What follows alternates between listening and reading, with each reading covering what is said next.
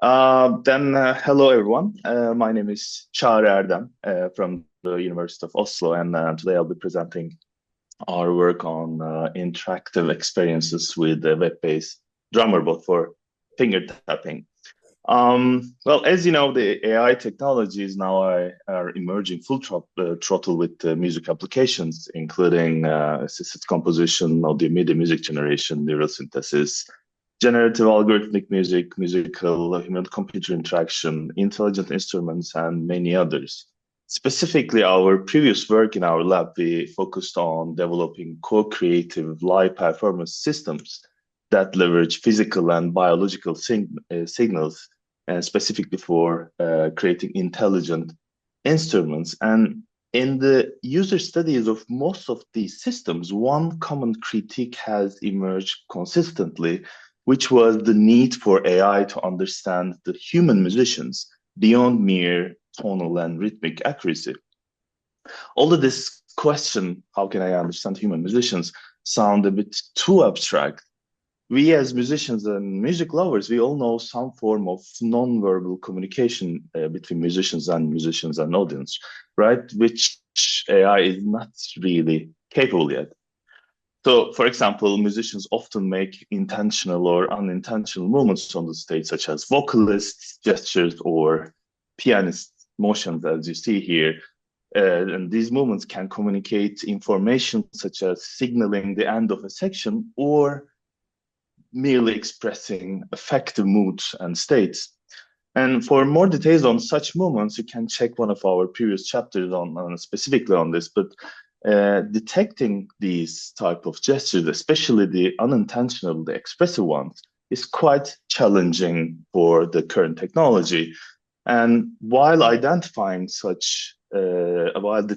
such gestures is our kind of broad goal, our initial focus is on recognizing when individuals change affective states, and particularly when they lose interest or become bored with musical while using the musical applications. And to do this, we first need to understand the perceptual basis of these changes in the affective states. And to achieve this, we developed the DB platform to study interactive experiences with musical AI systems. And what is this? Well, imagine creating complex drum grooves, drum patterns online on the browser with just few taps on your keyboard. That's our drummer bot is designed for. I would like to demo it right now, but because of this setup change, I think I will not be able to do that, but you can just go to the website and play it yourself. So yeah, I will just jump to how it works. We begin by collecting a comprehensive data set of MIDI drum groups. And this data set consists of various drum patterns in 4/4 meter with least syncopation possible and sourced from multiple collections. So we handpicked each of hundreds of loyal to free human power from the MIDI drum Sorry. groups to create. Quick question. Hello? Are you showing different slides? Oh no, there we go. Now we can see the next slide. Well, wait, right or here or this is why I asked if I'm showing my presenter or presentation screen. Yeah, so we can see the data collection and pre-processing slide. Is that the correct one? Yeah, and right now you're seeing that one, right? Yes. Or We're is seeing it okay or we're seeing a data collection and pre-processing slide with a yeah, picture with a of drum yes. and Okay. that's all, right? Yeah, Yeah, okay. that's all. And Okay, just okay. checking. And yeah. So each hit 100 MIDI grooves to create a data set. So and now you see another picture in the right? Yeah, I guess you're seeing No, that. not on the right. We don't see the picture.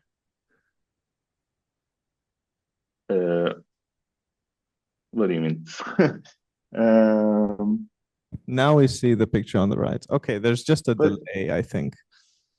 Yeah. but your screen it's interesting that it says your screen sharing is paused, but why is paused? Huh. Yeah. I don't understand what's happening. But It could just be a delay. I think we see the image on the right now, so please continue. I think it's just a delay. okay, so yeah, okay. So in the pre-processing, we standardize the resolution of each if each MIDI file. And what I mean by resolution is the pulses per quarter, and merge all tracks into one single percussion track, and then we divided the grooves into 2-bar segments, providing us nearly 14K groove split. And now you need to see another thing, but do you still see the same thing, or because it's now I change the slide, for example.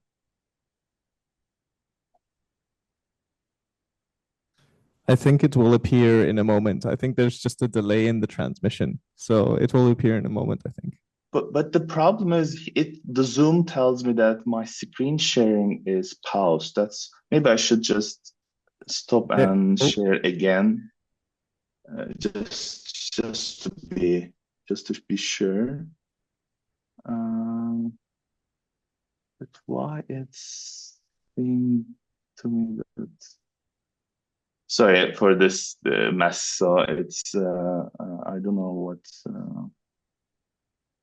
Oh, no, I think now it's gonna be fine because we just got the electricity back, so I will be able to. Sorry.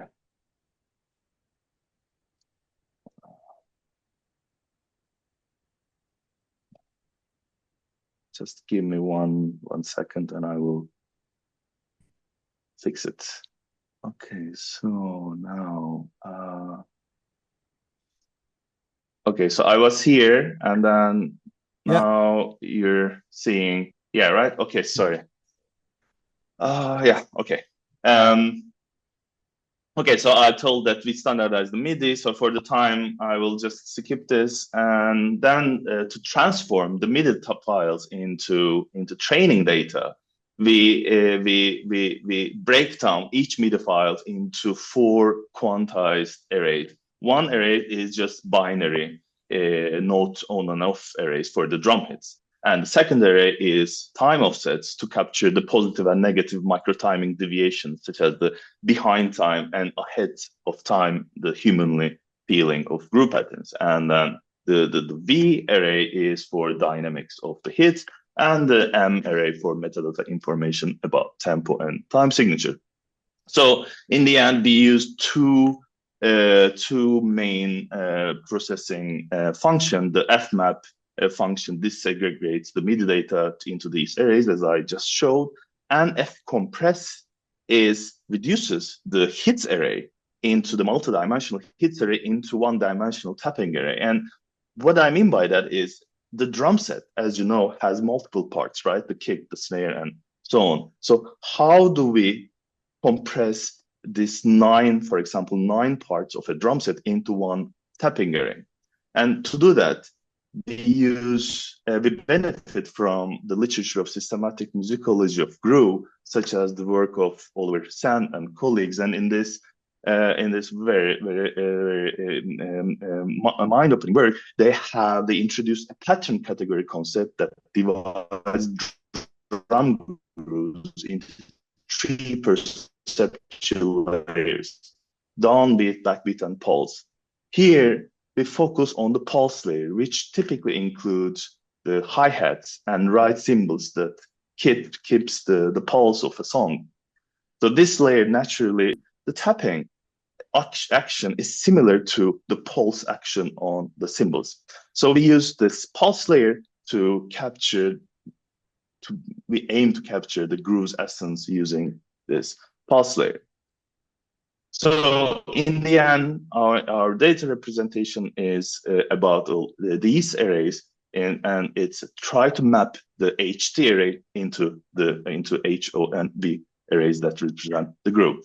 So when it comes to our model architecture, the encoder uses a bidirectional LSTM to process the temporal patterns in the input hits. And then from the encoder, we get two key outputs, the mean and the variance, which define the latent space. And then we introduce here controlled randomness into the model by sampling from this latent space via a dense layer.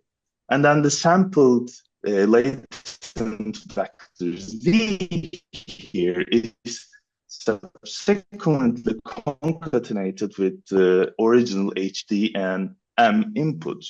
This technique of skipping connections ensures that both tapping and meta information are preserved to condition transfer the patterns via two layers. It uses two layers of LSTM, and then it outputs hits, velocities, and the time offsets from the tapping inputs. And in the training process, we use a composite loss function that combines categorical cross entropy for the hits and MSE for velocities and time offset, in addition to divergence loss to regularize the latent space. And in the sampling generation, I will a little bit fast forward with this part for all this for the time's sake. So we use a latent space sampling, which I showed in the diagram. But in addition to that, we use a technique called softmax to shape the probability distribution of output. So this function converts the raw scores into probabilities, which helps determining the likelihood of different drum hits. So by adjusting our temperature parameter, we can change the diversity of the generated drum patterns. And in addition to that, we use dynamic thresholding, which is crucial for controlling the rhythmic density of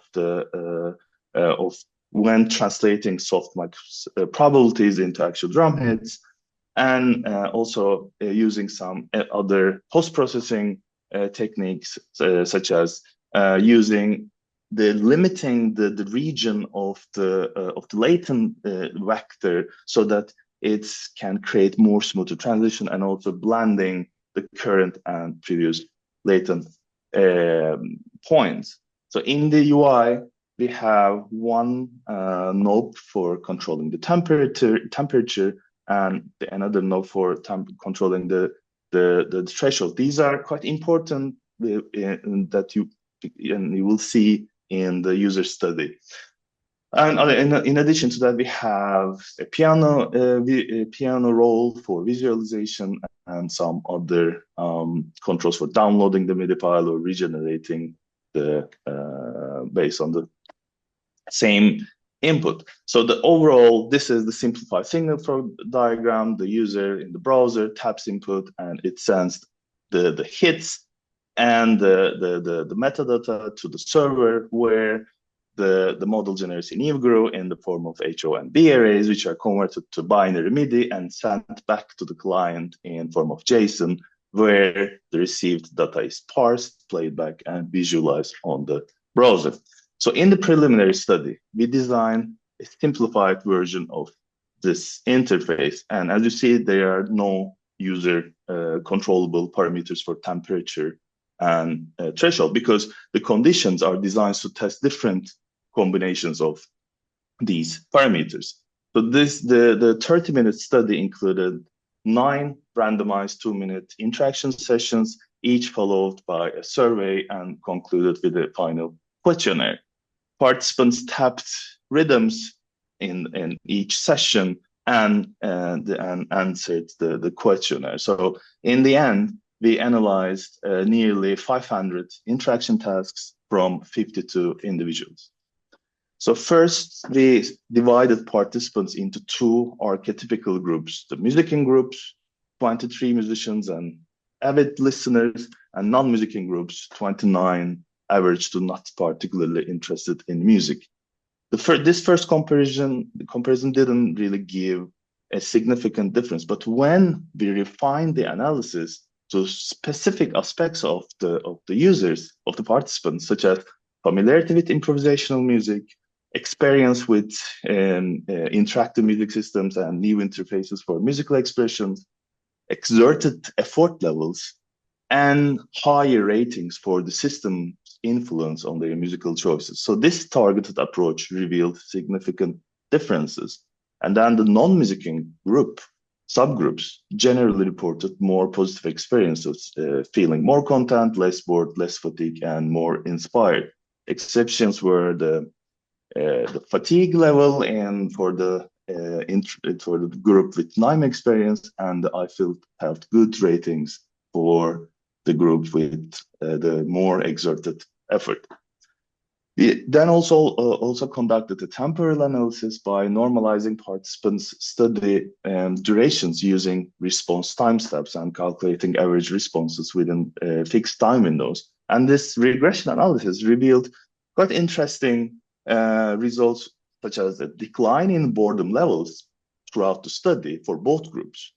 For the musicking group, revealed an increasing fatigue towards the end of the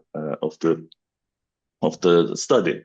So, there are a little bit more detailed streamlined testing here, but I will just a little bit fast forward, and you can see it in the paper. But we got more and more interesting results, particularly about "I felt bored" statement. So we then focused on the I felt bored statement, and the results from the repeated ANOVA with session identifiers as key variables indicated significant differences across test conditions. And we found out that the sessions, the S3 and S3 mid and test, meaning that the sessions with higher temperature and lower dynamic threshold in mid and fast tempos were less boring compared to others across all participants. So this pattern indicates that in the randomness and rhythmic variation is much less likely to bore people who play with this kind of widgets. So this also highlights the concept of surprise as a critical aspect of a playful experience, stressing some of our previous findings on what makes interactive arts engaging.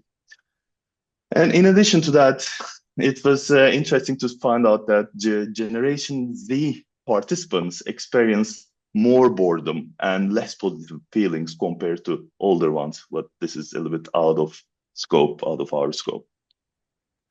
The key limitations was in this study was the using computer keyboard to play rhythms, too narrow or too specific groove style in our data set, the low resolution of quantization, because 16th notes are a little bit far from capturing the fine micro timing details, and probably the most importantly, the perceptual validation methods for loss and accuracy. And what I mean by that, the mapping between tapping and the full drum grooves. How do we even imagine a drum groove while we tap? So this is an ongoing question which we will focus more in the future work. I think that is all. I don't know if there is time for questions, but thank you all.